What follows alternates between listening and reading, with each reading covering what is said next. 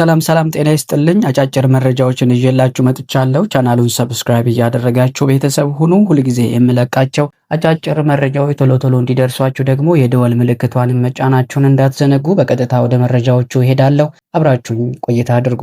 የቀድሞው የመድፈኞቹ ተከላካይ ናቾ ሞንሪያል አርሰናሎች በዚህ ክረምት ሳንድሮ ቶናሊን ከኒውካስል ካስፈረሙ ምርጥ የአማካይ ስፍራ ስብስብ እንደሚኖራቸው ተናገረ። የ26 ዓመቱ ቶናሊ በጥር የዝውውር መስኮት የአርሰናል ኢላማ ሆኖ ብቅ ማለቱ የሚታወስ ሲሆን በሚቀጥለው የውድድር ዓመት በአውሮፓ ሻምፒየንስ ሊግ ለመጫወት ከፍተኛ ፍላጎት ስላለው ወኪሉ ከአርሰናሉ ስፖርቲንግ ዳይሬክተር አንድሪያ ቤርታ ጋር በዝውውሩ ዙሪያ ንግግር ማድረጋቸውን ሚረር ዘግቧል። እንደ ናቾ ሞንሪያል ሐሳብ ቶናሊ ዙቢሜንዲና ራይስን በአንድ ላይ ማግኘት ብዙ ነገር ይቀይራል። ነገር ግን ሳንድሮ ቶናሊን ለማስፈረም ከፈለጉ ከራይስና ከዙቢሜንዲ አንዱን መሸጥ ሊኖርባቸው ይችላል ሲል ነው ሐሳቡን የሰጠው። የቀድሞ የቶተናም ተጫዋች እንግሊዛዊው ቴዲ ሼሪንግሃም ትሬንት አሌክሳንደር አርኖልድ ለአርሰናል ሊፈርም እንደሚችል ተናገረ። ባለፈው ክረምት ሪያል ማድሪድን ሲቀላቀል የቀድሞ የሊቨርፑል ተከላካይ የመድፈኞቹ ተጫዋች እንደሚሆን ማንም አላሰበም ነበር ሲል ነው ሼሪንግሃም ሐሳቡን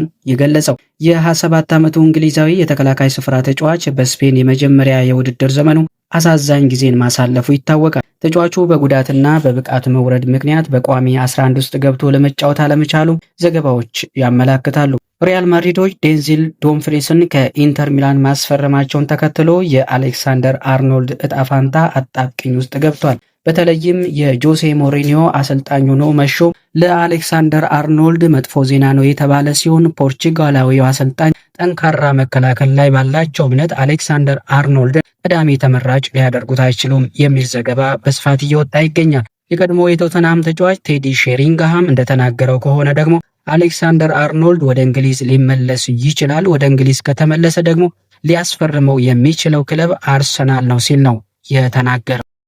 አርሰናሎች የሊስተር ሲቲውን የ16 ዓመት ባለተሰጥኦ ታዳጊ የፊት መስመር ተጫዋች ጀረሚ ሞንጋን ለማስፈረም መቃረባቸው እየተዘገበ ይገኛል። የ2025-26 የእንግሊዝ ፕሪሚየር ሊግ ሻምፒዮናዎቹ የ16 ዓመቱ የክንፍ ተጫዋች በክረምቱ የዝውውር መስኮት የመጀመሪያ ኢላማቸው እንደሆነ የተዘገበ ሲሆን ክለቡን ምርጥ ተሰጥኦ ባላቸው እንግሊዛዊ ተጫዋቾች ለማጠናከር ከፍተኛ ፍላጎት እንዳላቸውም ተነግሯል። ጀረሚ ሞንጋ ከአርሰናል በተጨማሪ በሌሎች የፕሪሚየር ሊግ ክለቦች የሚፈለግ ሲሆን እንደ ታይምስ ዘገባ ከሆነ ግን አርሰናሎች የተጫዋቹን ፊርማ ለማግኘት የሚደረገውን ፉክክር በበላይነት እየመሩ ነው ተብሏል። የሰሜን ለንደኑ ክለብ የ16 ዓመቱን ታዳጊ ኢላማ ያደረገው ከፍተኛ ተሰጥኦ ያላቸውን እንግሊዛዊ ተጫዋቾችን ለመመልመል የሚደረግ ስትራቴጂካዊ ጥረት አካል መሆኑም ነው እየተነገረ የሚገኝ። የግራ ክንፍ ተጫዋቹ ከኪንግ ፓወር የመልቀቁ ጉዳይ በከፍተኛ ደረጃ እየተፋጠነ ሲሆን በተለይም ደግሞ ሌስተር ሲቲዎች በሻምፒዮንሺፑ የደረጃ ሰንጠረዥ 23ኛ ደረጃን ይዘው ወደ ታችኛው ሊግ ዝቅ ማለታቸውን ተከትሎ ጀረሚ ሞንጋ ክለቡን ለመልቀቅ ዋና ምክንያት እየሆነ ነው ተብሏል። ጀረሚ ሞንጋ የመጀመሪያ ፕሮፌሽናል ጨዋታውን ያደረገው በ15 ዓመት ከ271 ቀናት ሲሆን ይህም ከማክስ ዶማን እና ከኢታን ዋኔሪ በመቀጠል በፕሪሚየር ሊግ ታሪክ ሶስተኛው በዕድሜ ትንሹ ተጫዋች ያደርገዋል። መድፈኞቹ ለተጫዋቹ ዝውውር ከ10 እስከ 15 ሚሊዮን ፓውንድ ሊጠየቁ እንደሚችሉም ተዘግቧል። ሞርጋን ሮጀርስ ከአርሰናል ጋር መያያዙን ተከትሎ ከአስቶን ቪላ ለመልቀቅ ፍላጎት እንዳለው ተሰምቷል። መድፈኞቹ የማጥቃት አቅማቸውን ለማጠናከር እንግሊዛዊውን ኮከብ ለማስፈረም ከፍተኛ ፍላጎት እንዳላቸው ተዘግቧል። አስቶን ቪላዎች በቀጣዩ የውድድር ዓመት በአውሮፓ ሻምፒየንስ ሊግ ተሳታፊ መሆናቸውን ማረጋገጣቸውን ተከትሎ ሞርጋን ሮጀርስን ለመልቀቅ ፍላጎት ባይኖራቸውም አትሌቲክ እንደዘገበው ግን በእግር ኳስ ሕይወቱ አዲስ ምዕራፍ ለመጀመር ትክክለኛው ጊዜ አሁን መሆኑን በተጫዋቹ በኩል እምነት እንዳለ ተሰምቷል። አስቶን ቪላዎች ለተጫዋቹ ዝውውር ከ100 ሚሊዮን ፓውንድ በላይ እንደሚፈልጉም የተገለጸ ሲሆን ዝውውሩም ቀላል እንደማይሆን እየተገለጸ ይገኛል። ኤቨርተኖች በዚህ ክረምት ጋብሪኤል ጄሱስን ከአርሰናል ለማስፈረም ፍላጎት ቢኖራቸውም ከፋይናንስ ጋር የተገናኙ እንቅፋቶች ስምምነቱን ሊያወሳስቡ እንደሚችሉ ተገልጿል። ኤቨርተኖች ላለባቸው የማጥቃት ችግር ጋብሪኤል ጄሱስን እንደ መፍትሄ እንደሚመለከቱት የተገለጸ ሲሆን የተጫዋቹ የደሞዝ ሁኔታና የዝውውር ዋጋ ለዝውውሩ እንቅፋት ሊሆኑ እንደሚችሉ ነው እየተገለጸ የሚገኝ።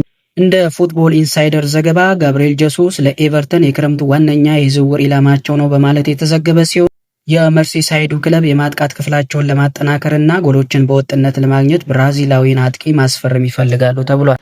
አርሰናሎች በበኩላቸው በክረምቱ የዝውውር መስኮት ከተጫዋቹ ጋር የመለያየት ፍላጎት እንዳላቸው ተገልጿል። መድፈኞቹ የ29 ዓመቱን አጥቂ በመሸጥ የማጥቃት እንቅስቃሴያቸውን እንደገና ማዋቀር እንደሚፈልጉ ነው የተነገረው። ከኤቨርተን በተጨማሪ እንደነ ኤሲ ሚላን፣ ጁቬንቶስ እና ፓልሜራስ የመሳሰሉት ክለቦች ኢየሱስን ለማስፈረም ፍላጎት እንዳላቸውም ተገልጿል። አርሰናሎች የቡንደስሊጋውን ኮከብ ናታንኤል ብራውንን ለማስፈረም ከባየር ሙኒክ ጋር የሚያደርጉትን ፉክክር በበላይነት እየመሩ እንደሆነ ተሰምቷል። መድፈኞቹ የተከላካይ ስፍራቸውን ለማጠናከር የኢንትራክ ፍራንክፈርቱን የግራ መስመር ተከላካይ ለማስፈረም የተሻለ እድል እንዳላቸውም ነው እየተገለጸ የሚገኝ። ቢልድ እንደዘገበው ፍራንክፈርት ለተጫዋቹ ዝውውር 65 ሚሊዮን ዩሮ እንደሚፈልጉም ተገልጿል። አሁን ላይ ባየር ሙኒክ የተጫዋቹን ፊርማ ለማግኘት ሲያደርጉት የነበረውን እንቅስቃሴ መግታታቸውን ተከትሎ የሰሜን ለንደኑ ክለብ ተጫዋቹን ወደ ኤምሬትስ ለማስኮብለል ያላቸው ድል መስፋቱ ነው እየተገለጸ የሚገኘው። መድፈኞቹ የግራ መስመር ተከላካያቸውን በጥልቀትም በጥራትም ለማሻሻል ፍላጎት ያላቸው ሲሆን ጀርመናዊው ኢንተርናሽናል የሚፈልጉትን ፕሮፋይል የሚያሟላ ዘመናዊ የማጥቃት ባህሪ ያለው ተጫዋች መሆኑም እየተገለጸ ይገኛል። ናታንኤል ብራውን በ2025-26 የውድድር ዓመት በሁሉም ውድድሮች ላይ 42 ጊዜ ተሰልፎ የተጫወተ ሲሆን 4 ጎሎችን በማስቆጠር 6 ለጎል የሚሆኑ ኳሶችን አመቻችቶ ማቀበል ችሏል። ለዛሬ ያስኩላችሁ አጫጭር መረጃዎች እነዚህን ይመስሉ ነበረ። ቻናሉን ሰብስክራይብ እያደረጋችሁ ቤተሰብ ሁኑ። ሁልጊዜ የምለቃቸው አጫጭር መረጃዎች ቶሎ እንዲደርሷችሁ ደግሞ የደወል ምልክቷንም መጫናችሁን እንዳትዘነጉ። በቀጣይ በሌላ በአዲስ መረጃ እስከምንገናኝ በያላችሁበት ሰላማችሁ ይብዛ። ባይ ባይ።